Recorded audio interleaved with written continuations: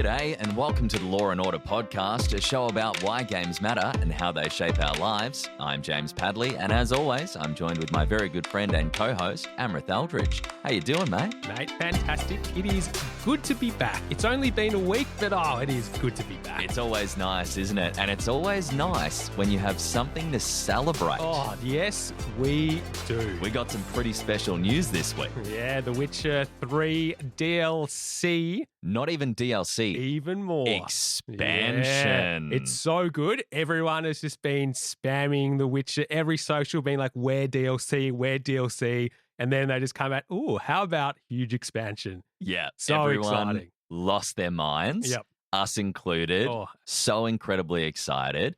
And all we've really gotten is a bit of like fan art, the name of the expansion. Songs of the past. It is incredibly exciting. And in the concept art that they revealed, Geralt's got the two swords on his back and he's got a third sword in his hand.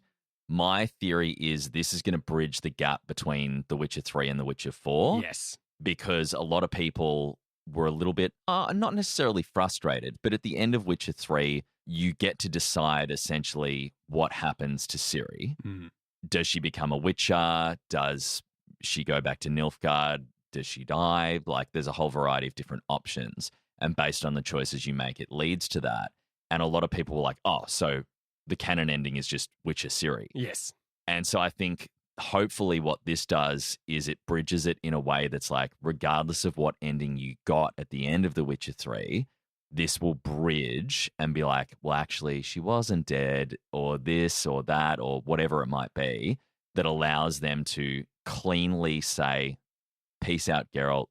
It's Ciri's turn. Yes, I think so. I think that was their plan all along, to probably bring something like that into the fold when they decide they were making a fourth game and Ciri was going to be the protagonist.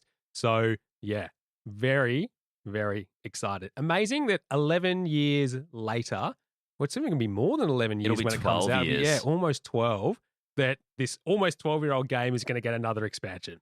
It feels, it's almost I feel like it is unprecedented. I can't think of many games, if any, that are released expansions or DLC that many years after their initial release. Yeah. It's unbelievable. Yep. And I mean, the quality of the CD Projekt Red's expansions are on par with like games. Like Blood and Wine was the size of a lot of other games. Yeah, massive. Absolutely massive. So we're in for a bloody treat. Oh, just very exciting. Just good to start with that, isn't it? Just put us in a good mood. It's really good. I think so. And, you know, we're reaching for games in those scenarios where we're super excited. We're very excited about Witcher expansion. But there are also times where we reach for games when we're feeling down, we're tired, stressed, or we need a way to kind of switch off. Yeah. And games as a medium, I think, do this incredibly well. Very well. You know, you might have something big coming up the next day, and you know that feeling, it's like the night before. I don't know, it's a big sports game or a job interview or a difficult conversation. And you're sitting there and you're just saying, you know what, Amrit, relax. It's going to be okay. But you just can't relax. You can't switch off. You know, you just keep thinking and thinking about the worst case scenarios, future disaster. Nothing feels like it's going to help. Nothing at all. You think, I'm not going to be able to sleep. Then you just say, nope, I'm just going to boot up a game. I'm going to play for a while. And then everything just disappears for a little bit of time. And like, have you ever had that happen to you before? You know, maybe the next day, something big coming up. You decide, I'm just going to play a game. And then just for that period of time, it's the first time you've been able to switch off. Yeah, the brain goes quiet. I think so. I think for me, I get really anxious if I know I have to have a difficult conversation with someone, or I recently started a new job a few months ago. Yeah. And with my OCD, gaming is also almost like a meditative practice in quietening the noise and stopping me from snowballing. Yeah. Because when you do have to have like a first day or a difficult conversation, your brain instinctively, or at least mine does, goes to every single possible worst case scenario. Yep. What if this person responds really badly? What if no one likes me? And so gaming is a huge way for me to just... Yeah. So cool. So cool. Yeah, I remember similar actually with thinking about starting a new job would have been about, 6 months ago, I was having a little bit of anxiety when I was starting a new job, just, pretty classic. I was just, worrying about, I won't know anything and it's going to be really difficult. And I actually picked up Skyrim again. I was like, you know what? I'm just going to play just for, for a couple of days, in the evenings, just as a comfort, switch off, it's not a new game. And it was perfect. It just helped me almost quiet my mind when, nothing else really would, which, I just thought was really cool. And it's something that I think I've realized over time that I've probably done quite a bit of. I've turned to games in those moments when I've needed them. And so it's interesting. It got me thinking that, well, why did this work? Because, it's not like your problems disappeared. Everything is still exactly the same. I guess in that scenario, I would argue like you've just diverted your attention to something else. Instead of sitting there stewing, oh my gosh, what's going to happen? Yes. You've just been like, cool, I'm just going to focus on something else. Yeah. And it's cool because there are times when there's just no point continuing to think and stew and sit in that pot. It's just better for you to switch off and distract yourself. And I think sometimes distraction is a bit of a dirty word, and people look at it in a bad way, but maybe distraction isn't as bad as we think. So, I just wanted to dive in and explore a bit more, when games turned a bad day or a bad night into a good one. Because, we mentioned those examples just before, but do you have any other examples maybe when you're feeling that stress and it's like, well, this is kind of, a bit much, and you've then turned to a game and it's turned it into, okay, now I'm able to relax or just, shut that thought cycle off. Yeah, it's shifted the day from, oh, what a slog, to like going to bed and being like, I actually feel a lot better. Yep. There was some redemption here. Yeah. I think that's what was planned for Red Dead Redemption 2. Yeah. And they decided on the Arthur Morgan storyline instead. Yeah, they were like modern day cowboys just having a rough day. It's just a little bit boring. That would make a great country song. It would. I know you've got a soft spot for country music. I do. I do indeed. Maybe that could be, something you pivot into the future. And you could be. Yeah, I think you've got the voice that would make for a great country singer. Thank you. A bit of vocal training. I could put on a little bit of a southern drawl. Oh, yeah, very good. Or I could just use the Aussie accent and make it a real bogan country song. But I think what you're saying in terms of like turning to gaming in those scenarios, I think the biggest thing for me is just like after a rubbish day, or like if you're sick or it's just been a particularly stressful week, I think those are the things where I am able to kind of be like, oh, this actually made the day heaps better. Yeah. What about yourself? Yeah, the one that popped to mind, I remember it was a really terrible evening, and it was before getting my year 12 results, my final year of school. The next day, the results came out at 7 a.m. So I've obviously done the exam. Everything's locked in stone. I'm getting a text at 7 in the morning with my results. So it's happening. There's nothing I can do. But I remember from about 6 p.m., all I could just think about was these results. Yeah. I had a shocking evening. And then I tried to go to bed at like 9 o'clock. It just didn't work. I lay in bed for an hour. Remember, I got up at about 10:30. I was like, you know what? Screw it. I mean, I'm not doing anything the next day. I'm just going to sit there and I'm going to play. I just booted up FIFA and I just sat there and I played. I reckon I played until about 3:30 until I was literally falling asleep. Went to bed, went straight to sleep.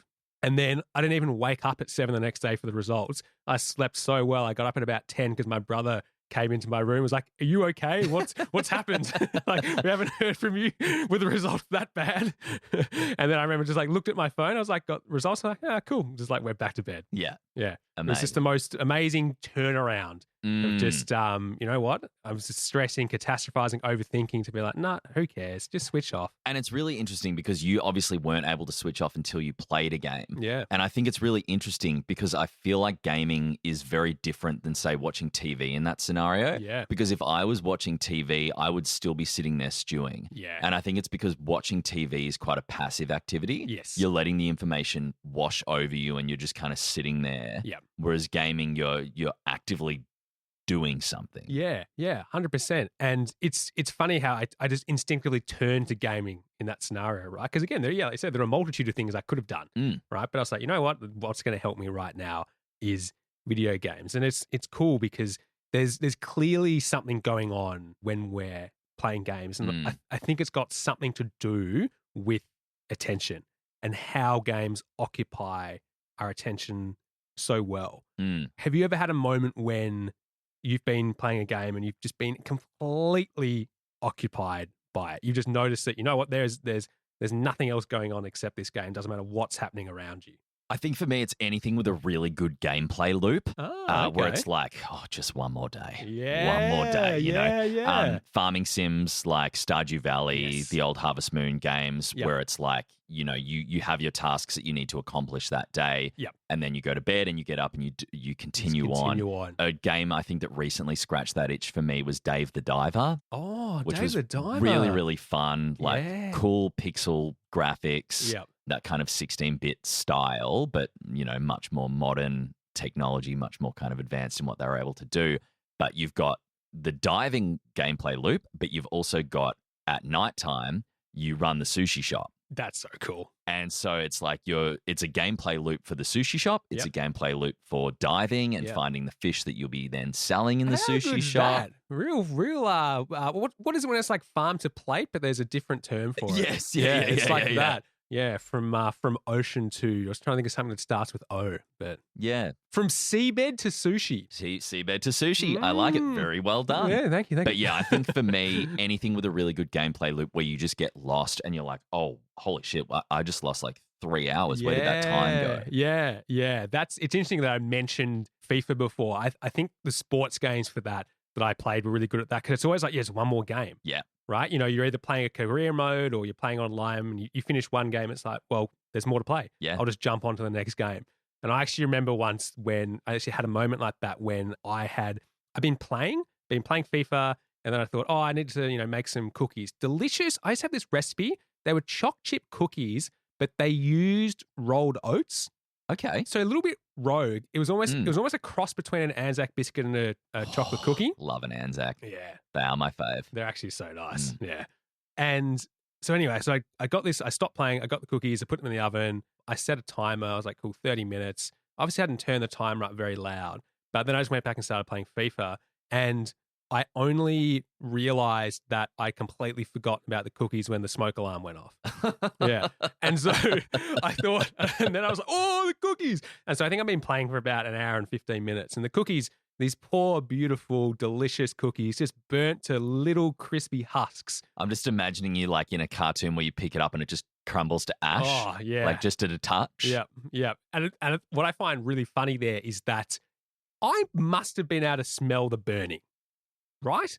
Well, you would think so. You would think so, in the sense that my body is probably processing that something is burning, but I'm so focused and locked in that I just haven't even noticed that. Yeah, your attention was so specifically focused. Yeah. Yeah, it's almost like a form of selective attention. Yeah, and it got me thinking there's a theory called spotlight theory of attention, which is basically that, where it says your attention is a bit like a floodlight, and you can only focus on so many things at once. It kind of flies in the face of people saying, I'm a really good multitasker. It's like, well, yeah, but you can only really focus properly on one thing at once. And what occupies your attention more are the things that really kind of fire your cognitive synapses. So, something like, I don't know, pain, for example, is a big one. So spotlight theory of attention says that if you're in pain, you can't focus on anything else. Pain is so highly attentionable. Yeah.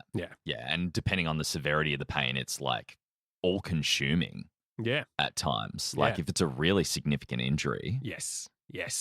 And it's cool because like that just led me down this little rabbit hole, and I sort of found that there was this game used. It was used in the burns unit, like really severe burn victims in hospitals. In hospitals.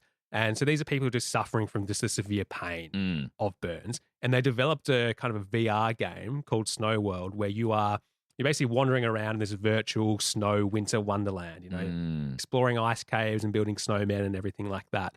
And they use that. So when the burn victims were in the most kind of serious, painful situation with having their dressings changed and things like that, they'd have this headset on and they'd be playing. And it found that it could reduce symptoms and pain by 30 to 50%. That's amazing. Which is bonkers. I just thought, what a cool way to use that and use games to really kind of focus and highlight if you can just take your attention away from something just a little bit. And it's incredible. Even something as severe as pain, a video game was strong enough to pull a bit of your attention away from that. Well, yeah, I was just thinking when you were talking about that, during the pandemic, I got rocked by COVID hard. The first time I got it really knocked me around. Yeah. And Hollow Knight got me through. Yeah. Like Hollow Knight was an incredibly punishing game, but it really, like, I felt so bad. Yeah. But while playing it, like, you almost enter this like Zen-like state. Yeah. And it definitely provided a temporary relief from just lying there feeling average, and all you're thinking about is how average you're feeling. Yeah. Just escaping that temporarily is huge. Yeah. And it's so cool how good a game can be at doing that. And I remember a similar example in terms of with sort of pain, and when I was really struggling with something. After I'd had knee surgery, this is the second time I had knee surgery, and the pain after this one was particularly bad for the first week, and there's just not much you could really do about it. And you're given all these really strong painkillers, but the doctors kind of say don't go too hard on the codeine. Yeah, for pretty good reason. Yeah, and there's nothing I can really do apart from like the most minor exercises, like lifting my leg. I'm literally couch bound on crutches, and I remember I just thought I'd just play games for a week. Yeah. And the pain just was not as bad. Yeah. I guess in that scenario as well, the game isn't just serving as a distraction, it's occupying your time. Yeah. Like time that you could have been spending feeling sorry for yourself or feeling pain. Exactly. You're literally there occupying your time, occupying your attention on this other activity. Yeah, so cool. It's like saying, hey, the pain is here and it's happening, and there's nothing you can really do to limit that. So, yeah, why don't you try and just focus on something else for a little bit of time? And what's really cool, James, is that kind of focus and attention on using games to do that, it's been happening for thousands of years, Has my it friend. now? Has it? Yeah. So now, welcome, James, to the inaugural What Have We Learnt from History segment. I'm not sure I agreed on an It's here every week. Every week, yeah. I'm not sure I signed off on that one. Inaugural. Okay, that's ominous. No, ominous. it might be one and done. But I did want to read you this amazing quote from Herodotus, Okay. the father of history, ancient Greek, 5th century BCE. Oh, James. there you go. So here we go. What a throwback. Yeah, real throwback. We've talked about some old games, but we're going This is legit. real deep. So have a listen to this.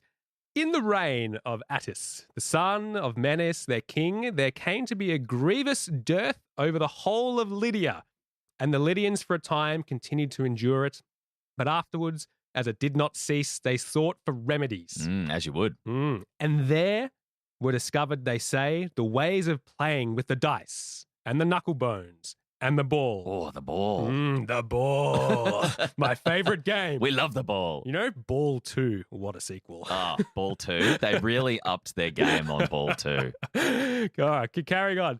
These games were invented as a resource against the famine, and thus they used to do. On one of the days, they would play games all the time in order that they might not feel the want for food. And on the next, they ceased from their games and had food.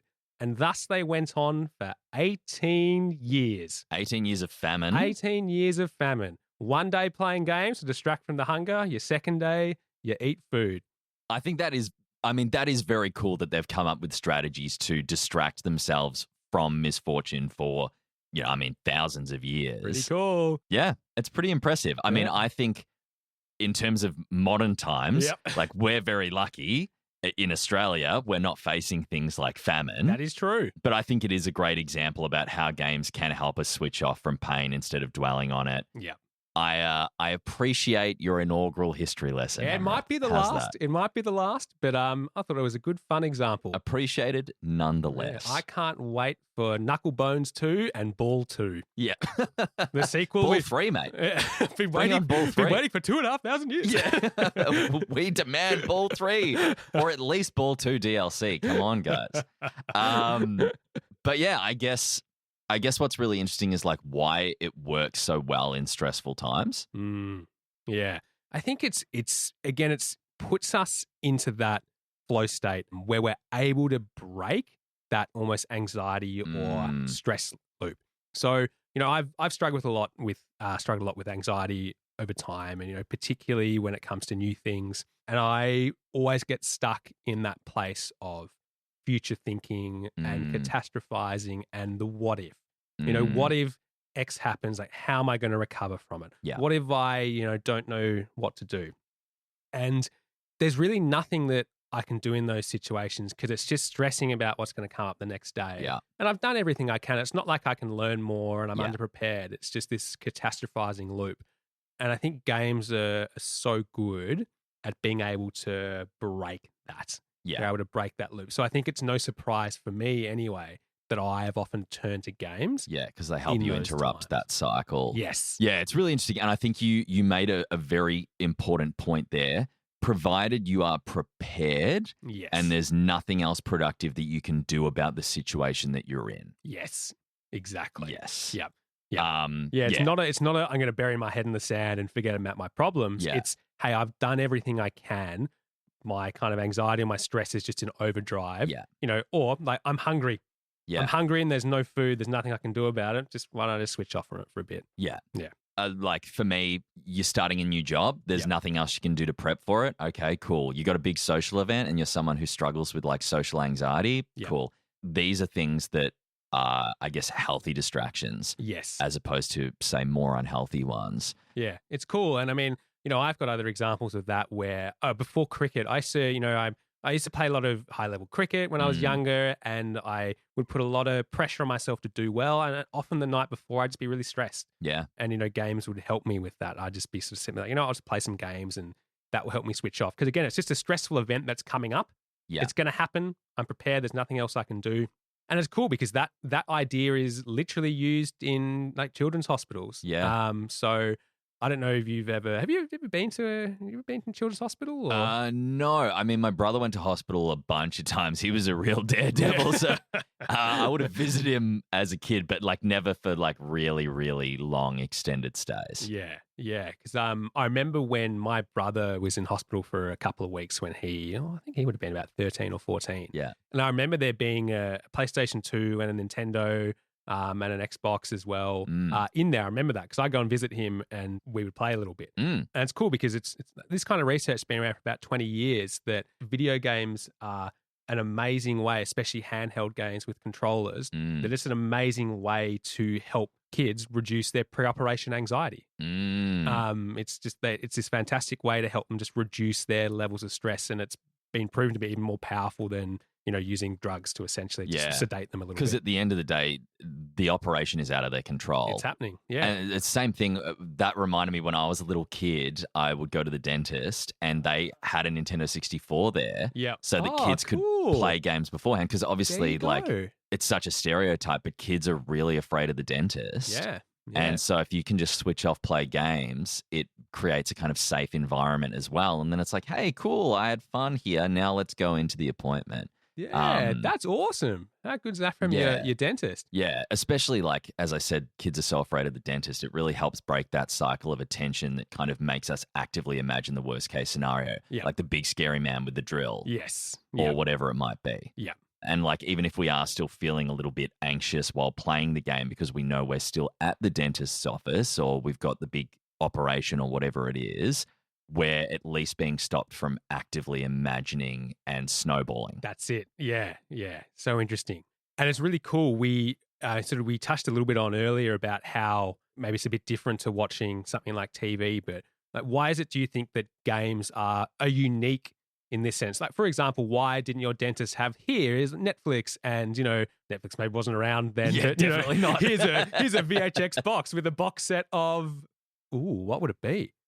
It would have been a box set of VHS tapes of, I don't know, like old Looney Tunes cartoons or something. Yeah, but I feel like why are games so unique and so good at controlling our attention here? Yeah, I think like you said before, or like we were discussing before, TV is very passive. Yep. You're not actively engaging it. Like with a video game, there's much more kind of sensory and physical elements at play. Like you are holding a controller, you're pressing different buttons, you're getting that feedback that we've talked about in the past. Like you do something, you try something, and you get instantaneous feedback. So you're actively focusing on what are you hearing, what are you seeing.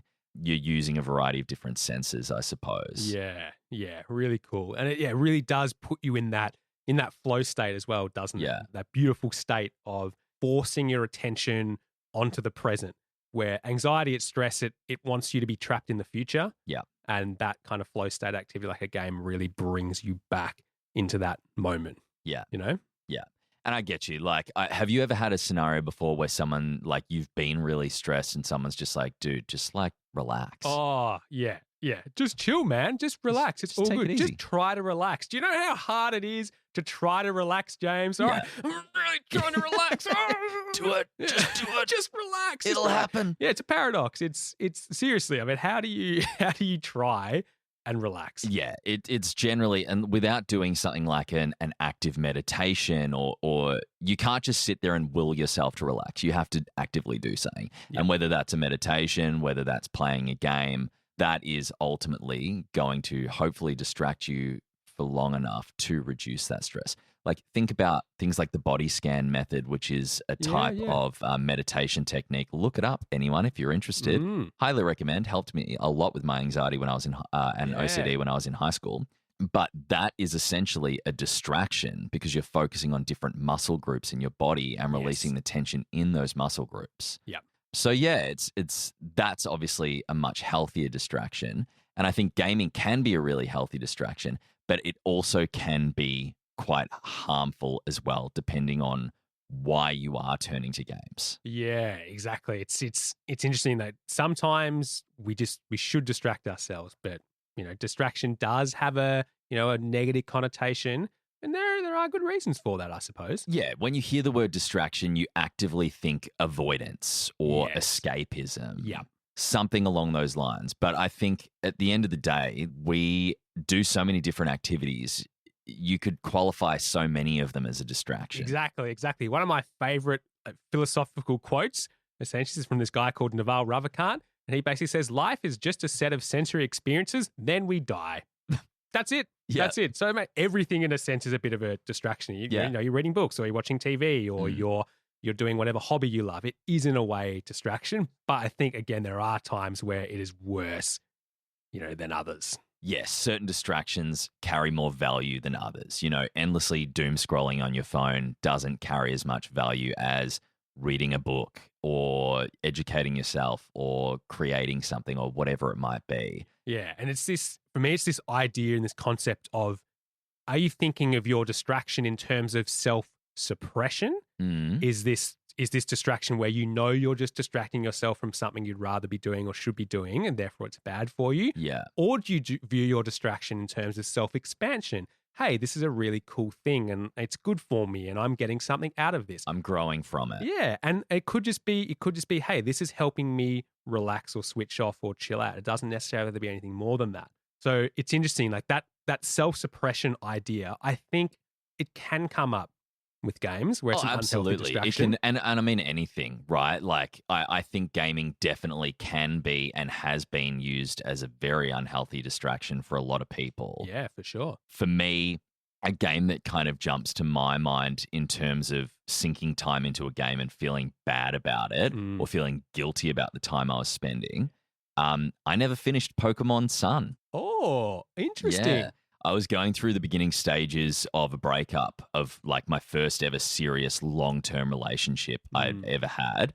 And I was dealing with a lot of complicated feelings that I did not want to face, like uncertainty, guilt, shame, heartbreak. Yeah. And like the game ticked all the boxes for me. Like it had some fantastic new Pokemon designs. The setting was really cool. But every single time I sat down to play it, I couldn't focus and I couldn't enjoy it. Yeah. And I just spent the whole time hating myself because I knew deep down I was actively trying to bury my feelings and avoid emotionally processing what was happening or take responsibility for my part of the collapse of that relationship with someone that I really did deeply care about. Yeah. And so that's one of the few that I can think of where I was like, that was really unhealthy. Yeah. And I was actively trying so hard that I felt like I was banging my head against the wall being like, it's Pokemon. You love Pokemon. Why isn't this working? Yeah. It's because of all these feelings that you just, it's like in that Simpsons thing where like all the feelings are trying to get through the door. Yeah, and they just can't because you're holding it there playing Pokemon. Yeah. Not helpful. So that's definitely an example of self-suppression. Yeah. I think I knew what I should have been doing. That's it. And I actively chose to try and bury it. Yeah. And Yeah, I think when you're actively avoiding responsibilities or disconnecting from life, that's when it becomes unhealthy. Yeah. Have you been in a similar scenario, not necessarily from a breakup or something, but where you knew that this was just not healthy? And Yeah. were you able to identify it at the time or only later? Oh, great sort of second part to that question.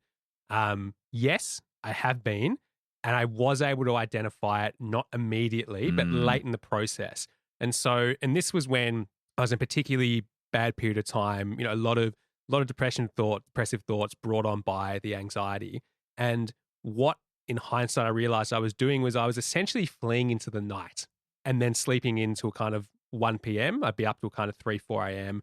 because in my head, I was sort of thinking, the less time I have in the day tomorrow, the better.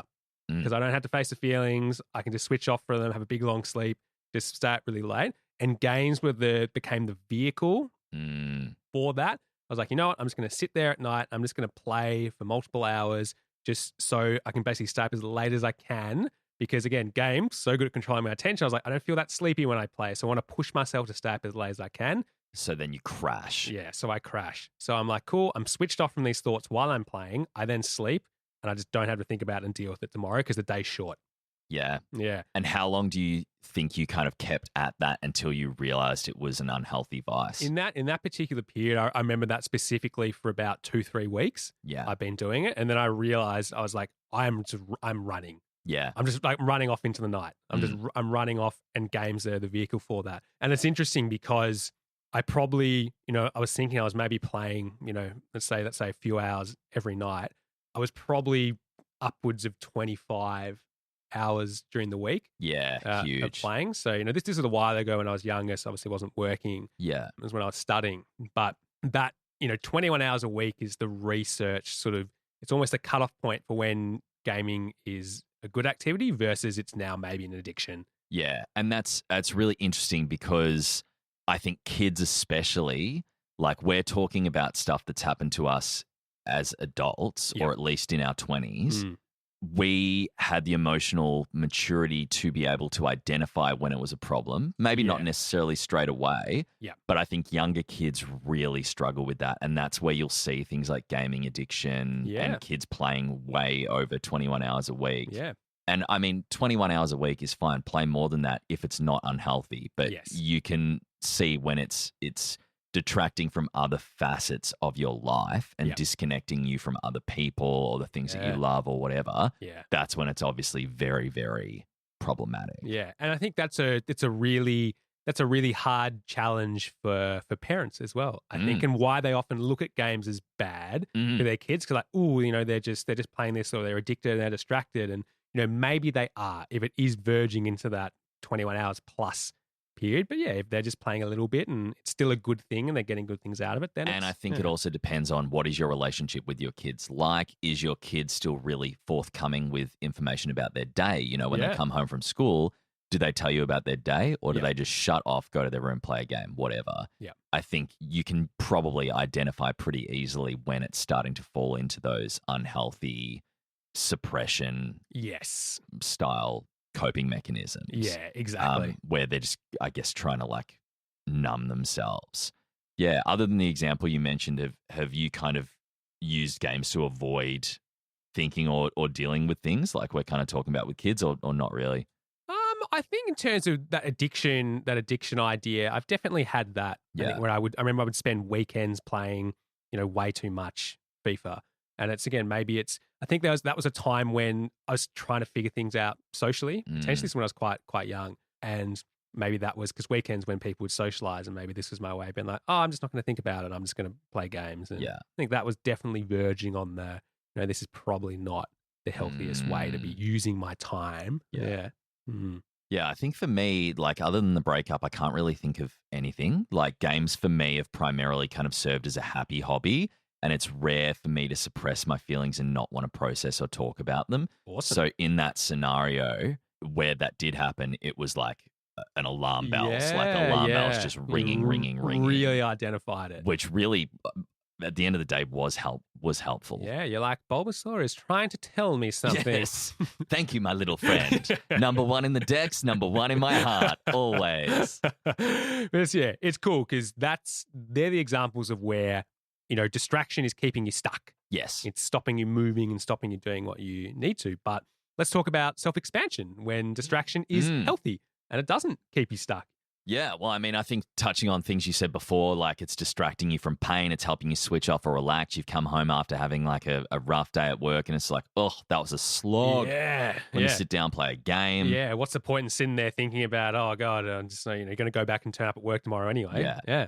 Anything where it's improving your mood, reducing your anxiety, having social time, whether it's your online gaming with friends or your couch co-op gaming with a loved one, whatever it might be. Yeah. I think for me, the biggest thing is after a long day at work, playing some games is like a reward for a job well done. What a great way to look at it. Or like when my dad was going through his cancer treatment and he was in palliative care, coming home from the hospital and gaming really, really helped recenter me. Yeah. Cool. It transported me to a kind of simpler, easier time and provided some emotional respite. Yeah. And that's not to say I was burying grief. Like I was spent all day processing grief and grieving. And it's like, fuck, give me a break. Exactly.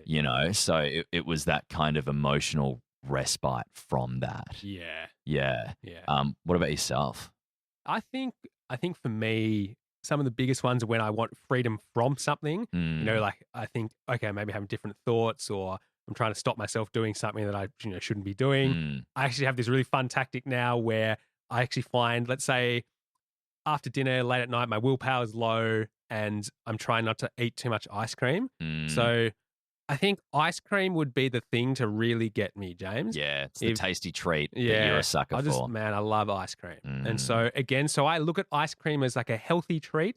So, it's not a healthy treat. Definitely not a healthy treat. Look at me trying to justify my ice cream addiction. I think you mean as like it's a sometimes food. It's a sometimes food. Yeah. Exactly. Yeah, it's a special treat. Correct. Thank you. Thank you for taking control of my ice cream habit, James. That's all right. I got that advice from Cookie Monster. Oh, what a guy. So yeah, cookies are a sometimes food. Yeah, that is wow. And he does struggle with willpower and self-control. He really.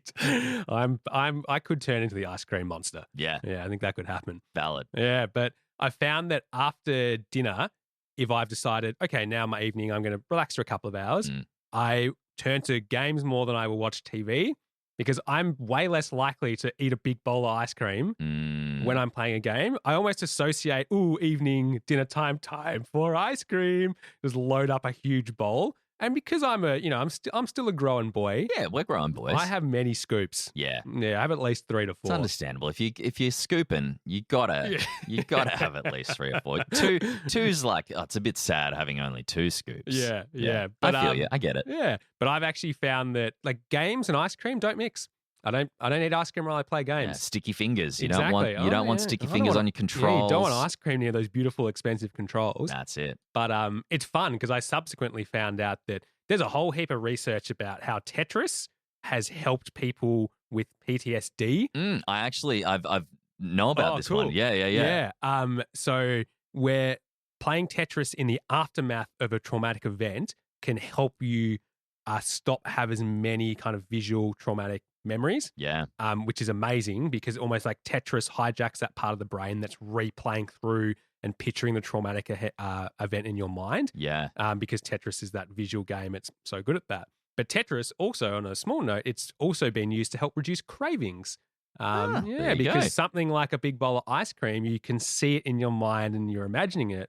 And so Tetris has been used to actually help people reduce cravings. So in a fun way, I've been using games to reduce my ice cream cravings. There you go. Very impressive. Yeah, well done. yeah. Gaming very efficiently there. Yeah, but just fun. It's just like a fun way of like, here's a way to do something I enjoy and also not eat a bowl of ice cream. Yeah.